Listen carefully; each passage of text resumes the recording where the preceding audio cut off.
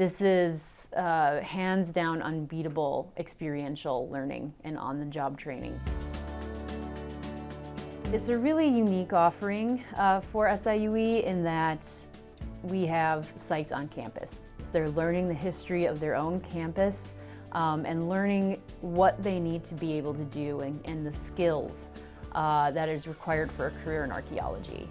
You learn all of these things like the history of archaeology and the actual methods that are required, and then you turn around and it's like you're thrown into it. You're very actively participating in it. We've had a lot of exciting finds. We found a couple pit features, a whole base of ceramic jars and lithics, intact dart points and projectile points in general. That is the value of experiential learning. To excavate and find an artifact that no one has held, no one has seen in 2,000 years.